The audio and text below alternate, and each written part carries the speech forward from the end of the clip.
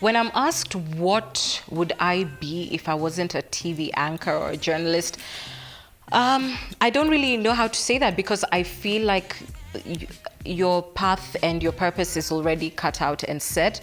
So there isn't a what if this, that, or the other. This is what you were meant to be. You are in the right place and position. So I would be still Anne on television at this time, because this is the right path to get me to wherever I'm meant to be. My two greatest life lessons are, number one, only do it if you love it.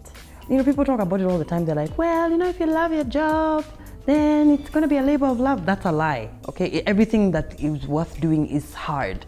So the only way you persevere through this hard thing is if you love it.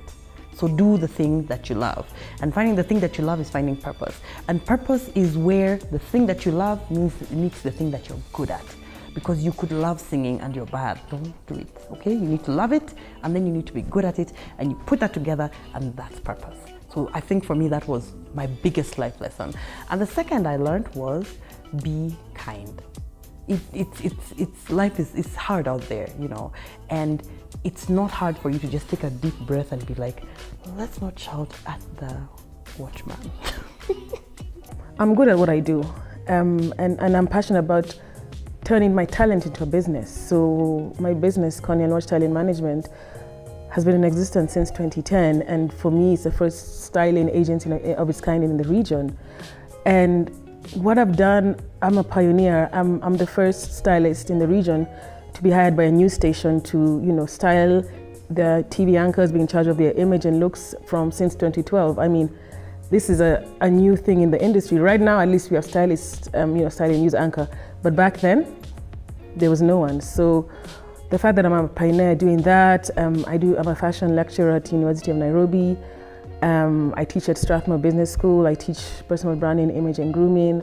I style for True Love. I have a column in the Nairobian. I mean, who wouldn't be motivated when you have all these opportunities that that God has given you to go out and do every day?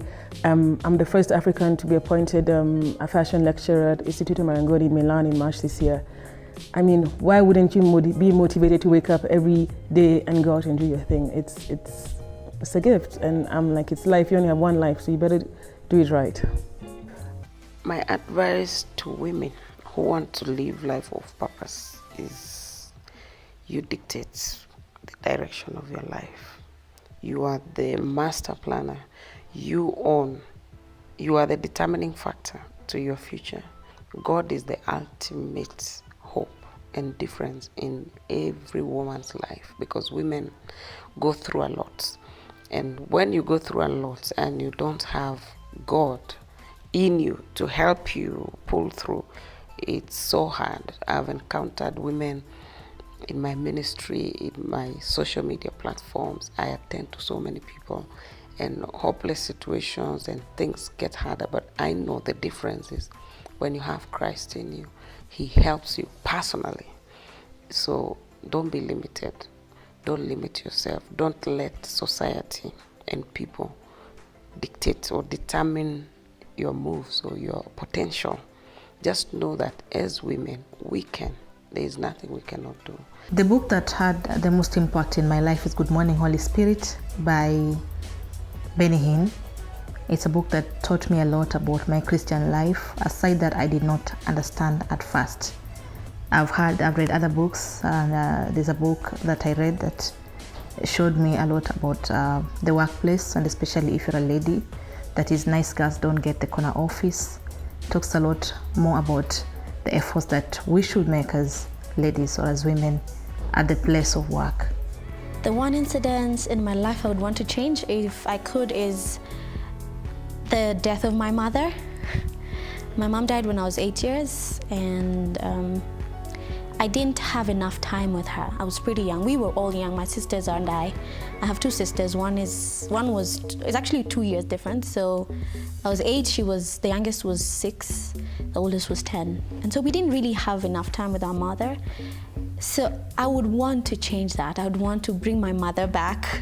I know God has a reason why she left, but I would want that, because where I am and where we are as sisters, we've gotten to places, we've achieved some things that we are very proud of, and we're glad God has allowed us to get there. But we still have that feeling of, I wish Mom was around. I wish I would, get and scale heights and then run back to the arms of my mother and say, Mommy, I made it, If an autobiography was written about me, I think, at least I hope, that the title would be Blessed to be a Blessing.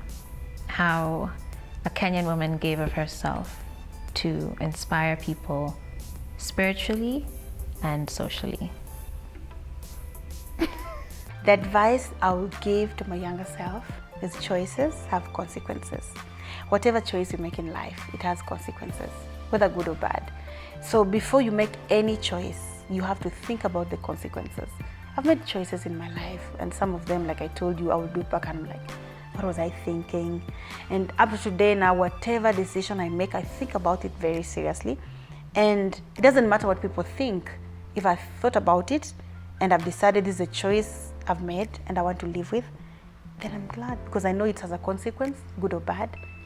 And I'm proud that I always said, and my dad, would always tell us this, my inheritance, I'm not a rich man, but I'll give you the best education that money can buy. And I live by that, as well. I will try to give my children the best that I can afford. And if I can't afford it, I'll work hard to make sure that, I can afford that. So yes, those are the things that I'm proud of. I'm proud of my career as well. The dip that I had when I lost my job could have been a moment of despair, so what next? I'm at my prime, I've done a good job, but it happened, and it had to happen. But now I look back and I'm like, it was necessary. There's some lessons that I needed to learn, and if that didn't happen, then I wouldn't be where I am today. So in retrospect, it was necessary. My biggest life lesson, that we control our thoughts, or we can control our thoughts. I think for me, that changed so much of the way I saw things. Like when I realized that every thought is a story I'm telling myself, and I can choose the story, I can choose the thought, and I don't have to hold on to thoughts that aren't helping me, that don't make me happy. You could always choose another thought. And when I realized that, it's like, yeah, man, how many years did I waste? Like being stuck, believing that this was the truth, This person doesn't care about me. And that's the truth. And that was my only truth. And that was just a story. You choose your thoughts. Maybe I shouldn't say control. Like you choose your thoughts, whether it's conscious or unconscious. So when I realized that, and I understood that if you want to, you can make a conscious effort to choose a different thought. If I was to enter a time capsule, and I'm wondering if I would go back in time or go into the future. I'm so curious. I would definitely go into the future. Definitely. I would want to see what specifically what we have done to this generation in terms of exposure and in terms of not giving too many boundaries. When we grew up, we had boundaries. You knew what you could not do, and but now I think because of the digital age and technology, a lot of young people are exposed to, I think, a little bit too much. So far, I think the younger me would be happy and excited to see the older me, because I'm literally living things I dreamt about when I was little. You know, I remember singing, pretending in the shower, holding my mom's spray cans, pretending I'm singing in front of people. And I get to do that now, for real, you know. And I get to stand in front of people and tell them about God and inspire them about life. I've gotten to do things I didn't think, that were not even exactly part of my dream. I didn't think I'd be doing shows on TV. So I think my younger self would be looking and thinking, wow, not so bad. Yeah. Thanks for hanging out with me here at the Karen Country Lodge on the other side of me.